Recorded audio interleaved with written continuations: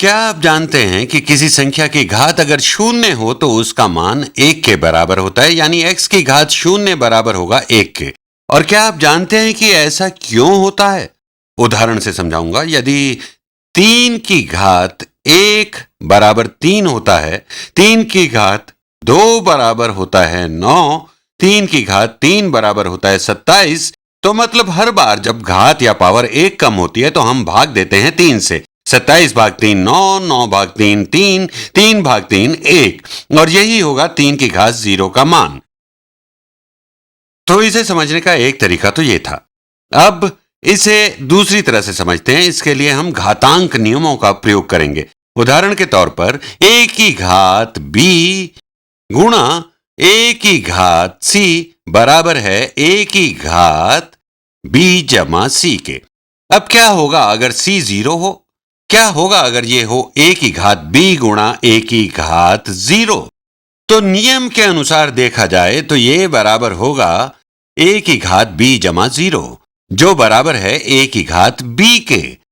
तो a की घात b गुणा a की घात 0 बराबर होना चाहिए a की घात b। अगर हम दोनों पक्षों को डिवाइड करें a की घात b गुणा a की घात 0 से, तो घातांक नियमों के अनुसार यह बराबर होगा a की घात b के, क्योंकि b जमा 0 होता है b। यदि दोनों पक्षों को अब भाग दें a की घात b से, डिवाइड बोथ साइड्स, तो क्या प्राप्त होगा? बाएं पक्ष में हमें प्राप्त होगा a की घात 0, ये कैंसिल हो जाएंगे। a की घात 0 बराबर है 1। और इसी तरह घातांक नियमों का प्रयोग करके हम यह सिद्ध कर सकते हैं कि कोई भी संख्या जिसकी घात 0 हो बराबर होती है 1 के। और यह भी ठीक है कि जब हम डिवाइड करते हैं 3 से, तब हर स्टेप में एक्सपोनेंट यानी घातांक 1 कम हो जाता है। और जब हम लेते हैं 3 की घात ऋणात्मक 1, तब जानते हैं क्या होता है? यह बराबर होता है 1/3 की घात 1 यानी 1/3 के। तो यहां भी 3 से 0 से 1/3 तक हमने डिवाइड किया 3 से, तो यह समझ में आता है कि 3 की घात 0 बराबर है 1 के। लेकिन अब सवाल यह है कि 0 की घात 0 कितना होगा? 0 टू द 0 पावर। यह धारणा ही विचित्र है कि 0 की स्वयं से गुणा 0 बार। अब इसको लेकर भी मतभेद हो सकते हैं। कुछ लोग ये मानते हैं कि ये अपरिभाषित है, लेकिन कई बार, कम से कम मेरा यह मानना है कि यह परिभाषित है। यह है 1 डिफाइंड टू 1। ऐसा क्यों है? हालांकि ये पूरी तरह सही तरीका तो नहीं है, फिर भी आप 0 टू द 0 का मान गूगल में भी ढूंढेंगे तो उत्तर 1 ही प्राप्त होगा। हालांकि इसकी जानकारी होनी चाहिए कि क्या कारण है 0 घात 0 का मान 1 होता है। इसकी व्याख्या के लिए बाइनोमियल कोएफिशिएंट उपयुक्त है, लेकिन अभी हम उस नियम की बात नहीं करेंगे। तो 0 की घात 0 0 टू द 0 पावर क्यों और कैसे बराबर है 1 के, इस विषय पर आप विचार करें कि आखिर इसका अर्थ क्या है। मैं अभी और नियमों के विषय में बताऊंगा, फिर उनका प्रयोग हम उदाहरणों में भी करेंगे। अब देखते हैं और समझते हैं कि ऋणात्मक घातांक या नेगेटिव पावर का क्या मतलब है। a की घात ऋणात्मक 1, या यूं कहें a की घात ऋणात्मक b बराबर है 1/a की घात b। तो इसे कुछ उदाहरणों की सहायता से समझते हैं। 3 की घात ऋणात्मक 3 बराबर है 1/3 की घात 3 के, जो बराबर है 1/3 गुणा 3 गुणा 3 के, और ये बराबर है 1/27 के, 1/27 के। यदि मैं आपसे एक प्रश्न पूछूं कि 1/3 1/3 की घात ऋणात्मक 2 कितना है, तो ये बराबर होगा 1/1/3 का वर्ग। देखिए, ऋणात्मक चिन्ह हट गया, इसे इन्वर्स कर दिया तो ये बराबर होगा 1/1/3 गुणा 1/3, ये हुआ 1/9, जो कि बराबर है, ये है 1/1/9, जो समान है 1 गुणा 9 के। तो ये बराबर है 9 के। ये जानते हैं कैसे हुआ? देखिए, 1/3 1/3 समान है 3 की घात ऋणात्मक 1 के। ठीक, 3 की घात ऋणात्मक 1 बराबर है 1/3 की पहली घात के, जो कि समान है 1/3 के। तो यदि हम 1/3 के स्थान पर 3 की घात ऋणात्मक 1 लिखें तो यह होगा 3 to the negative 1 to the negative 2 power. ये दोनों स्टेटमेंट्स बिल्कुल समान हैं। तो अब हम उस प्रॉपर्टी का प्रयोग करेंगे जिससे हम इन घातांकों को गुणा कर सकते हैं। तो ये बराबर होगा 3 की घात ऋणात्मक 1 गुणा ऋणात्मक 2, जो हुआ धनात्मक 2, तो ये बराबर है 9 के। तो देखा आपने, घातांक नियमों के प्रयोग से कितनी आसानी हो गई, इन सवालों के जवाब मिल गए। चाहे आप किसी भी प्रॉपर्टी का प्रयोग करें, आपको उत्तर ठीक ही प्राप्त होगा, बशर्ते कि आप कोई गलती ना करें। अब अंत में देखेंगे ऐसा उदाहरण जिसमें एक्सपोनेंट यानी घातांक एक भिन्न है, फ्रैक्शन है। तो कोई ऐसी संख्या ले लेते हैं जिसकी पावर एक फ्रैक्शन हो, भिन्न हो, कि जैसे a की घात 1/b। इसे हम परिभाषित करेंगे, यह बराबर है bth रूट a का। मैं यहां पर कुछ संख्याएं लूंगा ताकि सब कुछ स्पष्ट हो जाए।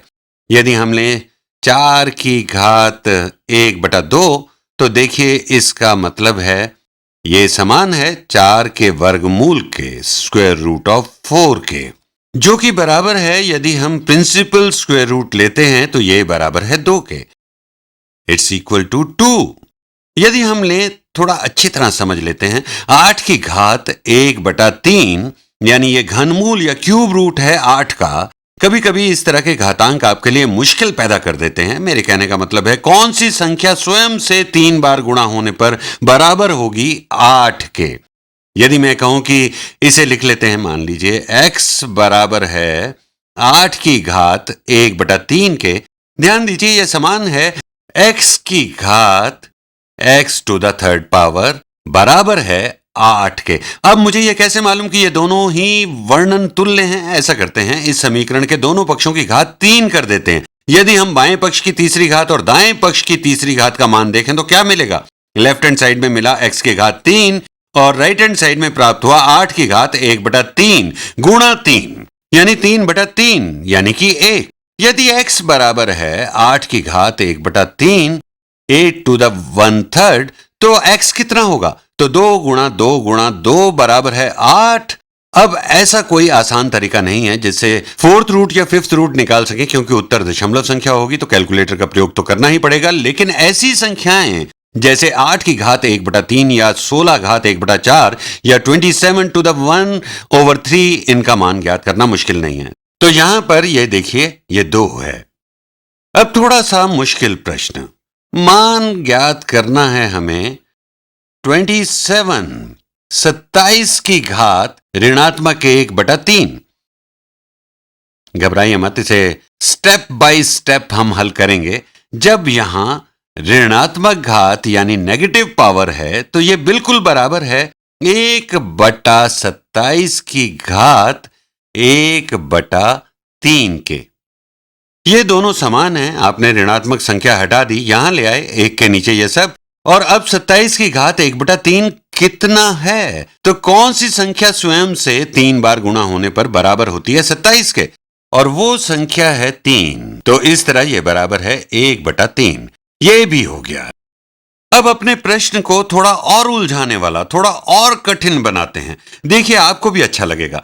देखिए, अब हम मान ज्ञात करेंगे 8 की घात 8 टू द 2/3, 8 की घात 2/3 का। देखा, हो गया ना मुश्किल। लेकिन एक्सपोनेंशियल प्रॉपर्टीज के इस्तेमाल से आप देखेंगे कि ये समान है 8 के वर्ग की घात 1/3 के। मैंने ये कैसे जाना? देखिए, यदि इन दोनों घातांकों को गुणा करें तो ये है 2/3 और 8 की घात 2/3 समान है 8 के वर्ग के घनमूल या थर्ड रूट के। आप इसे इस तरह समझ सकते हैं कि ये बराबर है 8 की 1/3 घात के वर्ग के, क्योंकि दोनों स्थितियों में जब इन घातांकों को गुणा करेंगे तो हमें मिलेगा 8 की घात 2/3।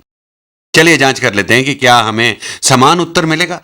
8 का वर्ग हुआ 64 और इसकी घात है 1/3, और यहां नीचे है 8 की घात 1/3। इसका मान हम पहले ही ज्ञात कर चुके हैं, ये 2 है, क्योंकि 2 की घात 3 होता है 8, तो ये है 2 का वर्ग, 2 स्क्वायर्ड। अब देखते हैं 64 की घात 1/3, ऐसी संख्या जो स्वयं से 3 बार गुणा होकर बराबर हो 64 के। 4 गुणा 4 गुणा 4 होता है 64, यानी 4 की घात 3 बराबर 64 हुआ। इसका मतलब 4 बराबर है 64 की घात 1/3 के। 4 is equal to 64 to the 1/3।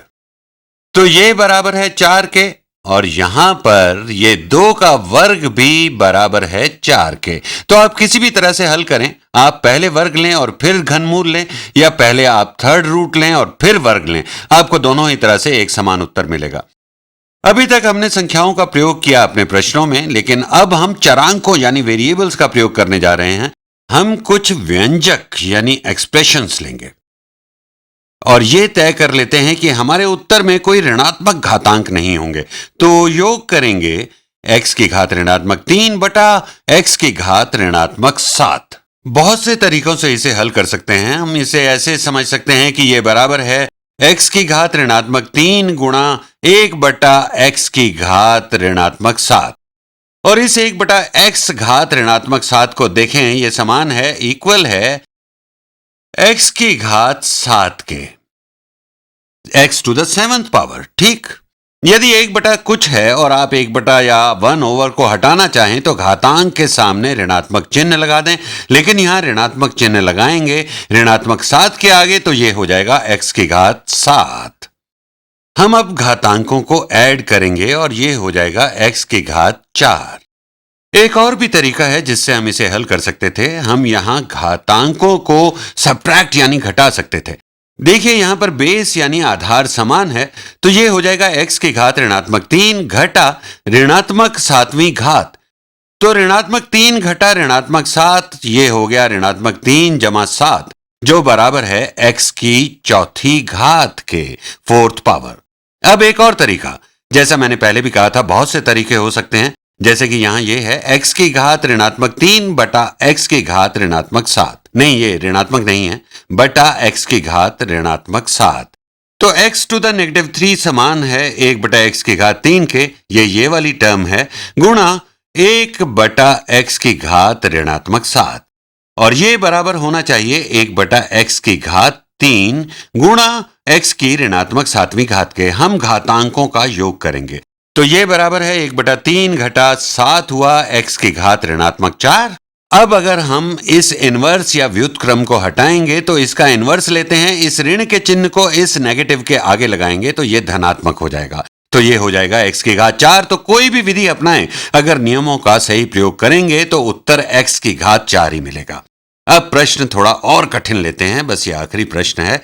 मान लीजिए कि हम लेते हैं 3x का वर्ग 3x स्क्वायर्ड टाइम्स y की घात 3 बटा 2 और ये विभाजित हो रहा है, डिवाइडेड बाय x गुणा y की घात 1 बटा 2 से। तो देखिए ये समान है 3 गुणा x पद ये वाले हैं, तो 3 गुणा x का वर्ग बटा x गुणा y की घात 3 बटा 2 बटा y की घात 1 बटा 2, y टू द 1/2। तो ये बराबर होगा 3 गुणा 3 टाइम्स x स्क्वायर बटा x, कितना होगा x का वर्ग बटा x की पहली घात, ये बराबर होगा x की घात 2 घटा 1 के, 2 माइनस 1, और ये गुणा होगा y की घात 3 बटा 2 y टू द 3/2 घटा 1 बटा 2। तो इसे पूरे को हल करेंगे, 3 गुणा x 2 घटा 1 करेंगे तो मिलेगा 1, हम यहां सिर्फ x लिख सकते हैं, गुणा 3 बटा 2 घटा 1 बटा 2 होगा 2 बटा 2। तो ये है y की घात 2 बटा 2 जो होता है 1। तो इसका मतलब ये सिर्फ y है और ये बराबर है 3xy के। मैं चाहूंगा कि आप ऐसे उदाहरण स्वयं हल करें। आप देखेंगे कि घातांक नियमों के प्रयोग से आप किसी भी घातांक व्यंजक यानी एक्सपोनेंट एक्सप्रेशंस को आसानी से हल कर सकते हैं।